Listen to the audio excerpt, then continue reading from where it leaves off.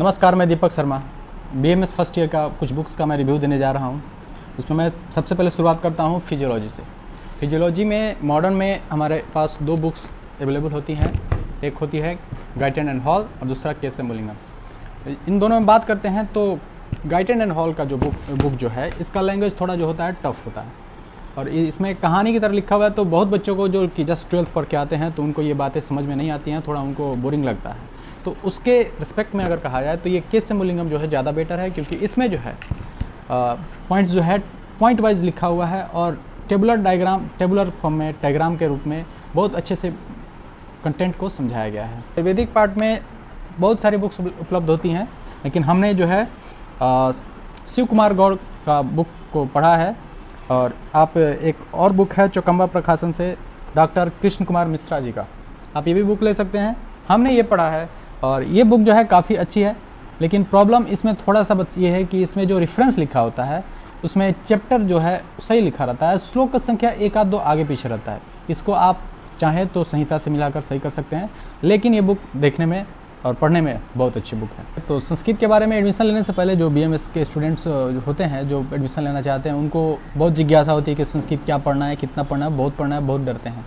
तो उतना डरने की ज़रूरत नहीं है, क्योंकि इसमें जो सिलेबस में है उसमें व्याकरण है। जो व्याकरण जो है हम जो पढ़ते हैं 6 से 8 9 तक जो भी बुक्स में पढ़ते हैं उसका कुछ मॉडिफाइड फॉर्म होता है और ज़्यादा कुछ डरने की बात नहीं है। और उसके लिए एक हमारे पास बुक है जिसको हमने पढ़ा है, तो गोविंदा आचार्य जी का बुक है जिसमें व्याकरण दिया हुआ है और जो सुश्रुत संहिता का चैप्टर पूछता है इसमें उसका भी वर्णन किया गया है। और इसमें पंचतंत्र का, जो कि इसमें से अपरिचित कार्यक्रम जो खंड है उसका भी वर्णन इसमें ऑलरेडी कर दिया गया है। तो ये बुक पढ़ने के लिए काफ़ी अच्छा है संस्कृत के लिए, जिसमें आपको सब चीज़ एक ही जगह मिल सकती है। इसके अलावा आप ये पंचतंत्र एक बुक रख सकते हैं जो कि छोटी सी है, जितना इसमें दिया गया है बस उतना ही सिलेबस में है। और एक और बात करें तो संस्कृत में एक और आता है वैदिकीय सुभाषित साहित्यम, जिसमें इसके 1 से 10 चैप्टर तक क्वेश्चन पूछे जाते हैं। तो इसके इसके जो श्लोक्स होते हैं इसकी व्याख्या करनी होती है, तो इसमें व्याख्या बहुत अच्छी तरह से किया गया है। पदार्थ विज्ञान में एक बुक जो है काफ़ी मशहूर होती है रविदत्त त्रिपाठी जी का।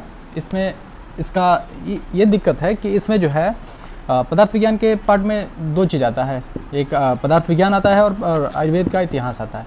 तो इस बुक में है कि केवल और केवल पदार्थ विज्ञान का हिस्सा दिया हुआ है और उसके आयुर्वेद के इतिहास के लिए एक अलग बुक होती है। ये बुक काफ़ी अच्छी है, पढ़ने के लिए काफ़ी अच्छी है, ज़्यादा रिकमेंड भी किया जाता है। और इस बुक के बारे में बात करें तो इसमें पदार्थ विज्ञान का जो सेक्शन है वो भी प्लस आयुर्वेद का इतिहास का सेक्शन है वो भी, दोनों चीज़ को काफ़ी अच्छे ढंग से लिखा गया है।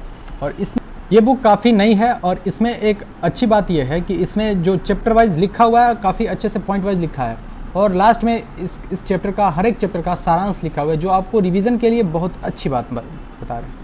तो इस बुक को आप ले सकते हैं, बहुत अच्छी बुक है, हमने ये पढ़ा है, आपको भी ट्राई करना चाहिए। आगे हम बात करते हैं तो अष्टांग हृदय के बारे में बात करते हैं। अष्टांग हृदय के में भी बहुत सारी बुक्स आती हैं, जिसमें वन ऑफ द बेस्ट जो बुक है वो शैलजा श्रीवास्तव जी का बुक है।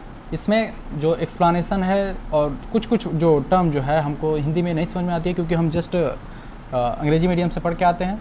तो उसमें इस बात का खासा ख्याल रखा गया है कि टर्म को कुछ इंग्लिश में साइड में ब्रैकेट में लिखा हुआ है। तो ये बुक काफ़ी अच्छी है। इसके अलावा कुछ और भी बुक्स मार्केट में उपलब्ध हैं, लेकिन मैं ये ज़्यादा प्रेफर करता हूँ। और एक और बुक है जो ये एग्ज़ाम के लिए भी अच्छा कहा जा सकता है। इसमें जो है छाँट कर पॉइंट वाइज एक जगह टेबल फॉर्म में सुसज्जित किया गया है, आप इसको भी ले सकते हैं। अंतिम बात हम करते हैं तो एनाटॉमी की बात करते हैं। एनाटॉमी में जो है बीडीसी चलती है, जो कि बहुत इंपॉर्टेंट है मॉडर्न पॉइंट ऑफ व्यू से। इसकी बुक्स को ज़्यादा प्रेफर किया जाता है मेडिकल साइंस में, आपके एमबीबीएस में भी और हमारे बीएमएस में भी। तो ये बुक तो चलता ही चलता है। इसके अलावा अगर हम बात करते हैं तो महेंद्र सिंह की एक बुक आती है जो हमारे आयुर्वेदा एस्पेक्ट को भी कवर करता है और मॉडर्न एस्पेक्ट को भी कवर करता है। ये बुक भी आप ले सकते हैं।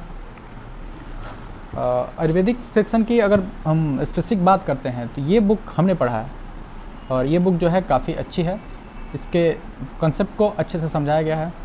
और ये बुक जो है ताराचंद शर्मा जी की बुक है, जो कि काफ़ी मशहूर है, ये काफ़ी प्रेफर की जाती है। एक और बुक आती है दृष्टार्थ शरीरम की, वो भी आप ले सकते हैं, लेकिन उसमें जो है संस्कृत जो है कुछ ज़्यादा ही उसके श्लोक्स वगैरह को दिया गया है, उसको पढ़ने में थोड़ा बच्चों को परेशानी होती है, उसके लिए ये ताराचंद शर्मा इज़ बेस्ट।